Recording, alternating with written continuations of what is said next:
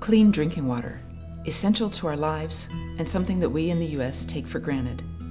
That is, we take it for granted until there is a crisis, like the dangerous lead levels in Flint, Michigan's water, or the lead found in drinking water in Greentown, Indiana, or the 2014 toxic chemical spill that shut off drinking water in West Virginia for 5 days.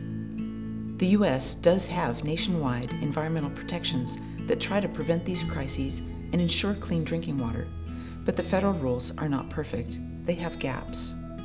In fact, some gaps in federal environmental protections are intentional because the states need the flexibility to customize such protections to fit their own circumstances.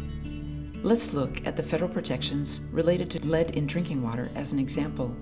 Under federal environmental standards, a drinking water system that finds lead in its water can continue delivering that lead-tainted water to homes and businesses while they try various things to fix the situation. This can go on for several years because the rule says that the system has to try a fix and then retest the water in 6 months, and then try another fix and retest in another 6 months, and so on. During all that time, the lead-tainted water is still being delivered.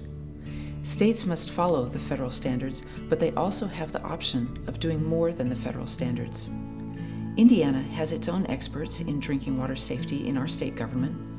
Our experts know Indiana's drinking water sources, the wells and rivers and reservoirs that we rely on, and they know Indiana's drinking water systems, the treatment plants and pipes that deliver the water. Indiana's drinking water experts could look at that gap in the federal standards and consider other options for our state. At least they could if they weren't locked into doing only what the federal standards say. Indiana's drinking water experts could also look at the other drinking water crises in Toledo, Ohio, and Charleston, West Virginia, and work on ways to prevent them from happening here. At least they could if they weren't locked into doing only what the federal standards say. Such a lock could happen in Indiana if state lawmakers pass a bill known as No More Stringent Than. The 2016 No More Stringent Than proposal is in House Bill 1082. House Bill 1082 would lock Indiana into doing only what is in the federal standards. In other words, House Bill 1082 would make it illegal for Indiana's experts to act on their own to address the gaps in federal protections, including protections for drinking water. House Bill 1082 makes it much harder for Indiana's water experts to prevent drinking water crises. Don't let our state repeat what happened in Flint, Charleston, Toledo, and in Greentown, Indiana.